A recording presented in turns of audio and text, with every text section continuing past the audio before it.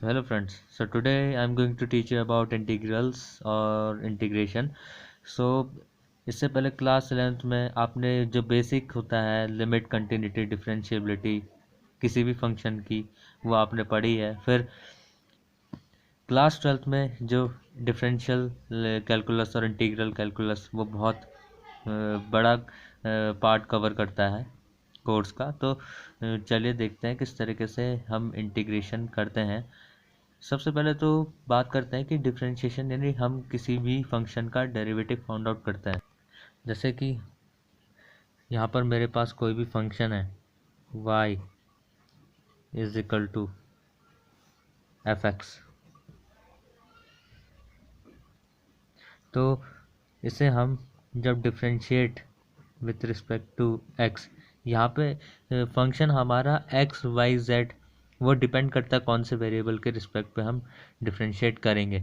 तो हम यहाँ पर डिफरेंशिएट करते हैं विथ रिस्पेक्ट टू x, तो हमें D Y by D X यानी उसका एफ डैश एक्स यानी डेरिवेटिव मिलता है। तो इंटीग्रेशन में हम क्या करते हैं, तो इंटीग्रल्स मेनली एंटी डेरिवेटिव हो जाता है इस डेरिवेटिव का। तो जैसे कि कोई भी हमारे पास फंक्शन हो, तो जैसे कि साइन एक्स का डेरिवेटिव कॉस एक्स है, तो D Y by D X of sine X is equal to cos X. तो अगर हम डी एक्स को कॉस एक्स की तरफ भेजें और डी साइन एक्स और कॉस एक्स दोनों तरफ इंटीग्रेट कर दें, इंटीग्रेशन का साइन लगा दें, तो हमारे पास जो कोस एक्स डी एक्स का इंटीग्रेशन होता है वो साइन एक्स प्लस सी हमें मिल जाता है। वो तब होता है जब इंडेफिनेट इंटीग्रेशन हम कर रहे हैं। अगर डेफिनेट इंटीग्रल, अगर मैं लिमिट, ये इंडेफिनेट इंटीग्रल है, अगर मैं इस पर लिमिट डाल दूँ जैसे 0 से लेके पाई या फिर pi by two, 0 to pi by two, तो एक पर्टिकुलर वैल्यू मैं असाइन कर दूँ। सो एक पर्टिकुलर वैल्यू असाइन हो जाती है वहाँ पर, तो उस हिसाब से आंसर में वेरिएशन आता है।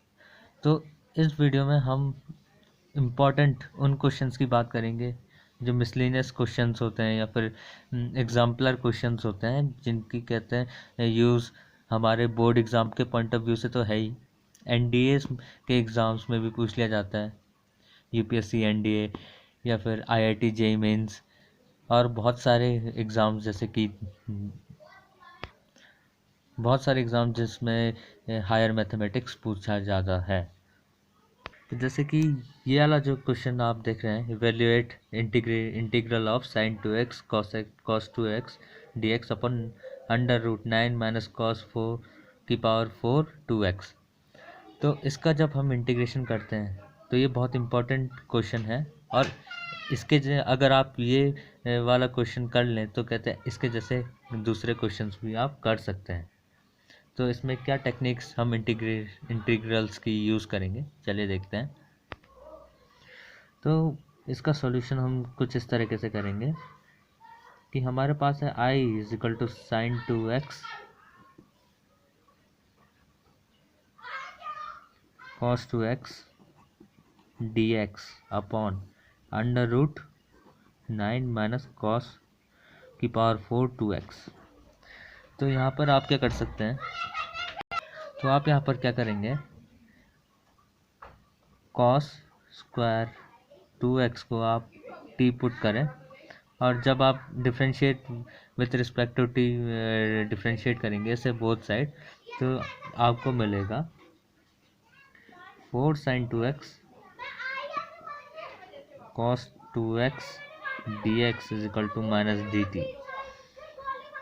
ठीक है, ये इसका डिफरेंशिएशन होता है। तो आप यहाँ पर देख रहे होंगे न्यूमरेटर में sine 2x cos 2x D X, ये पार्ट तो हमें मिल रहा है, बस 4 नहीं है, तो कहते हैं आप इसमें क्या करेंगे, by multiplying numerator and denominator by 4। सो ये फॉर्म आपकी बन जाएगी 4 sine 2x cos 2x D x. तो इसी को आप कहते हैं डी टी पुट कर दें, तो ये होगा -1/4 D T upon 9 minus T square under root. तो ये वाली जो फॉर्म है, देयरफॉर ये वाली जो फॉर्म है ये डी डी एक्स अपॉन ए स्क्वायर माइनस एक्स का स्क्वायर, इसकी फॉर्म आपकी बन रही है। और जिसका हमारे पास डायरेक्ट इंटीग्रल होता है solution, sine inverse t by a. ठीक है, तो इसे जब हम यहाँ पे पुट करेंगे तो -1/4 sign inverse t by A.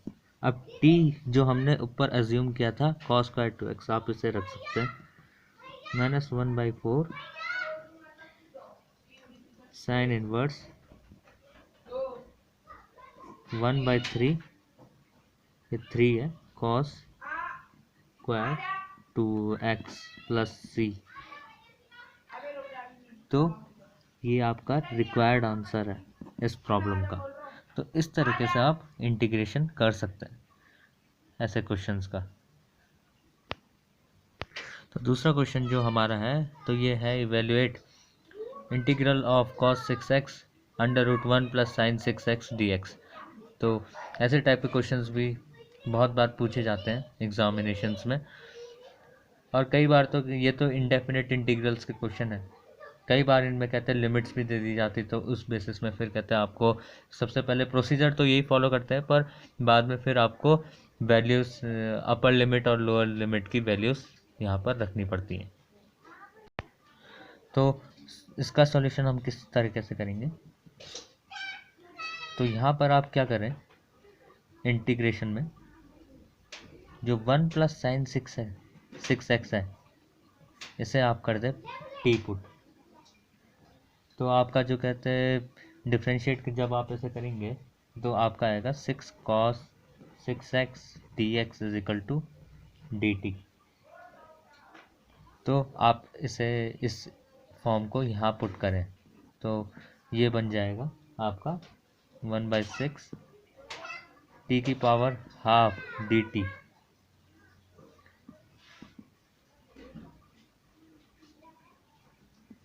One by six इसका जो कहते हैं इंटीग्रेशन होता है टी की पावर हाफ डी टी। तो ये फॉलो करता है ये वाला rule x n d x का, x n plus 1 upon n plus 1, ये इसका इंटीग्रेशन होता है।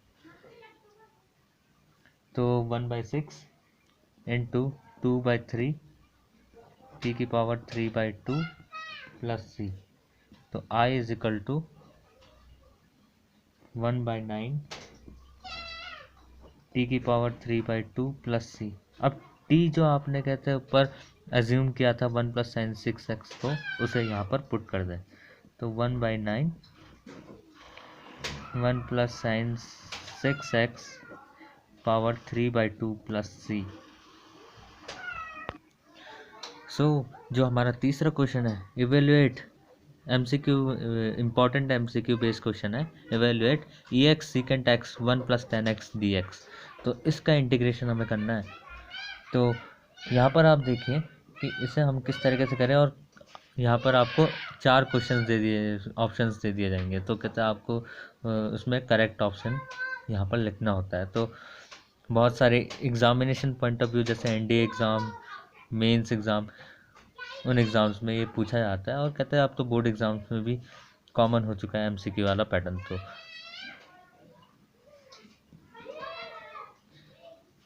इसे हम इस तरीके से करेंगे। तो आप इसमें देखिए ये फॉर्म कुछ इस तरीके से बन जाएगी, EX सीकेंट x को अंदर लेके चलें तो secant x plus secant x 10x dx। तो आप यहाँ पे देखेंगे ये फंक्शन fx है सीकेंट x, और ये इसी फंक्शन का तो ये fx है सीकेंट x, तो इसी का जो हमारा f डैश x यानी डेरिवेटिव है तो यहाँ पर बन रहा है। तो ये कुछ इसका जो इंटीग्रल हमारे पास सॉल्यूशन होता है वो होता है EX fx प्लस सी। तो यहाँ पर कहते हैं ये सीकेंट x का डेरिवेटिव बना, तो EX secant x plus c. तो यहाँ पर जो करेक्ट ऑप्शन हमारा है वो बी है आंसर। तो इस तरीके से ये क्वेश्चन सॉल्व होता है। तो ये कुछ बात थी, 3 क्वेश्चन जो इम्पोर्टेंट इनडेफिनेट इंटीग्रल्स के एग्ज़ाम्स के लिए के पॉइंट ऑफ व्यू से आपके इम्पोर्टेंट थे। तो नेक्स्ट लेक्चर्स में हम बात करेंगे कि और भी इनडेफिनेट इंटीग्रल्स और डेफिनेट इंटीग्रल्स के क्वेश्चंस के बारे में। Thank you so much.